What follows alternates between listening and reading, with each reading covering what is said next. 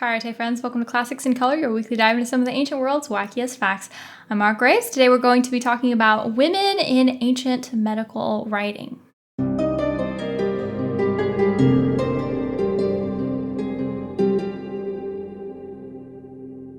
This can be a bit of a difficult topic to discuss because we have much less source material than we would like to have.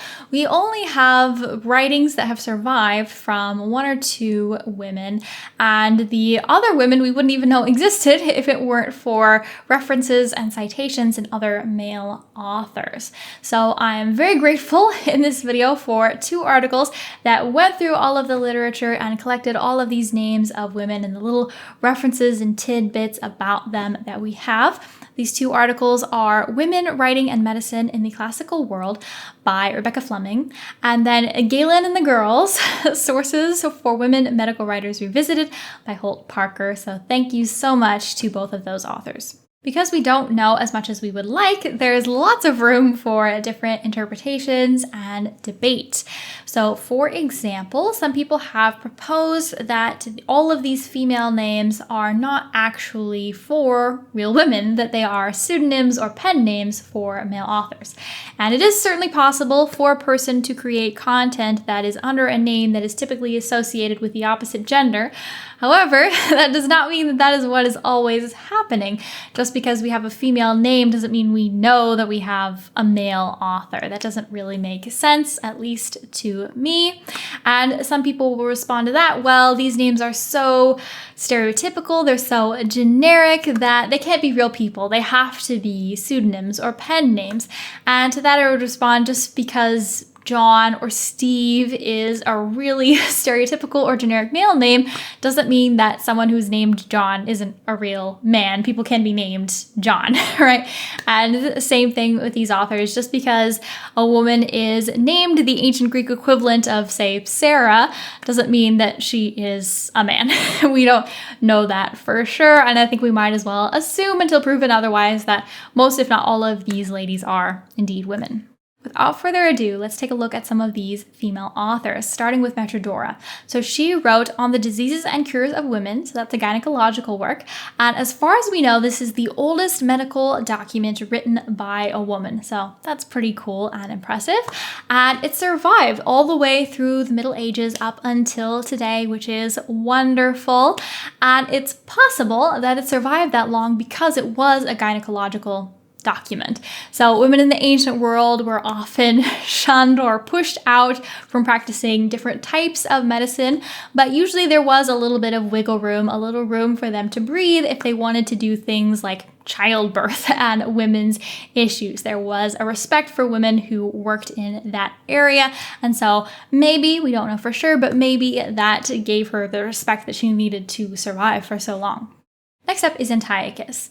We do not have any of her technical writings, unfortunately, but what we do have is a plaque or an inscription that she put up in celebration of her accomplishments. Antiochus of Tlos, daughter of Diodotus, commended by the council and the people of Tlos for her experience in the doctor's art, has set up this statue of herself.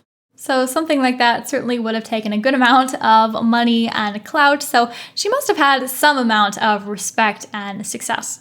Next up, we have Aspasia, who apparently developed a procedure for uterine hemorrhoids that has since been developed but is still similar to modern procedures.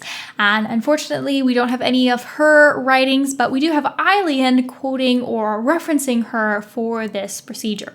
The hemorrhoids, that are hard, more prolapsed, and may bleed have to be dissected imminently. The ones that are bleeding have to be dissected after they have been circularly incised around their basis and then folded tightly with a loop. We also have an author named Cleopatra, not the famous queen. Cleopatra was a very common name, so this is someone else, but she was also a medical writer, and we know that she wrote a book called the Cosmeticon, and it is basically what it sounds like. It's on cosmetics, so on hair and skincare, etc. And we don't have her book directly surviving, but we do know of 18 different cosmetic recipes that are given by other authors but are attributed to her.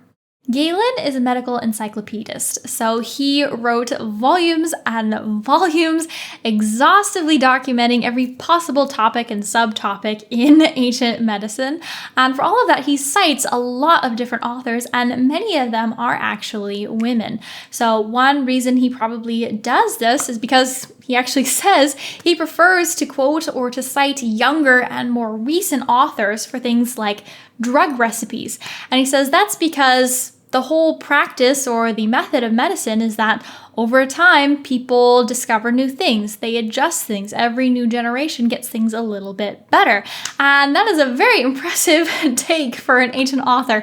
Almost everyone else would default to finding the oldest possible source that they could. So just that is very unusual and impressive for Galen, but it's also great for us that so many of these authors are women, because we would probably not know that they existed if it weren't for Galen citing them for these things. So let me go ahead and give you a list of their names.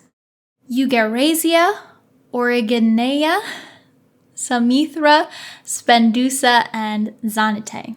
I'm just scratching the surface of this topic, so if you're interested in learning further, absolutely check out those 2 articles.